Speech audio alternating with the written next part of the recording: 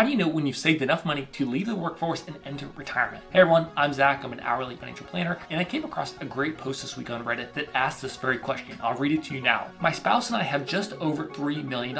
It's liquid. We have about $1 million outside of our retirement accounts, and the rest is inside. We're in our mid to late 50s. In a lot of ways, we have enough, but some part of me is strongly resisting that reality. So this is really common for people nearing retirement. They feel like they have enough, but they just can't pull the trigger. The top commenter on this post referenced a great series that is worth checking out as a starting point. It's a blog series by ERN, or Early Retirement Now, and it goes deep on safe withdrawal rates. For those of you who don't know, safe withdrawal rates were popularized by Bill Bengen, a financial planner in California in the 1990s. What Bill did was he took a look at how much can you spend in retirement without running out of money. Ultimately, he landed on 4%. Now, the series that the top commenter is referencing here goes deep. There's dozens and dozens of blog posts and spreadsheets that you can spend hours, if not dozens of hours, analyzing and getting the perfect exact right number down to the second decimal place. So if we just take 4%, these people can spend $120,000 from their $3 million portfolio. And I'd be remiss if I didn't mention the fact that in their late 50s, they're still a few years away from turning on Social Security at the earliest. So if you add in Social Security plus the portfolio withdrawals, it's very likely they have enough money to meet their needs in retirement. The second part of this, and also mentioned by the top commenter, is a lot more nuanced and more difficult,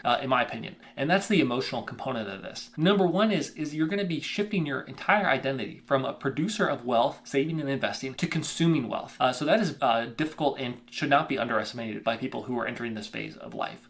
The second is doing safe withdrawal rates. It's very satisfying for a lot of people because you have spreadsheets and you can analyze how different inputs impact different metrics. And it's very tangible. You have all this data right at your fingertips. But for the emotional side of it, much more nuanced and much more touchy-feely and not as much about hard data. So it's important to get this right though, because if you don't put in this work and figure out what you're going to do and how you're going to lead a fulfilling life in retirement, there's going to be a cascading effect and a lot of problems that are going to come with that. Best case scenario is if you fail at retirement, you can just re-enter the workforce and go back to what you were doing before. There's a continuum there where the next stage down is I see a lot of people get sucked into projects that they hate and they are actually busier in retirement than they were when they were working. So whether that's serving on your HOA or just getting pulled into volunteer projects that you're not really that excited about. Third is you just don't know what to do with yourself. You're depressed. So it's really important that you put the time in on this one. Not just the math side, but the emotional side. There's a couple great books that I think can jumpstart a lot of people's thinking on this topic. And this was also mentioned by the top commenter. One by Bill Perkins called Die with Zero, and a second called The Psychology of Money by Morgan Housel. So check those out. Also, let me know, have you made this decision? What were the factors that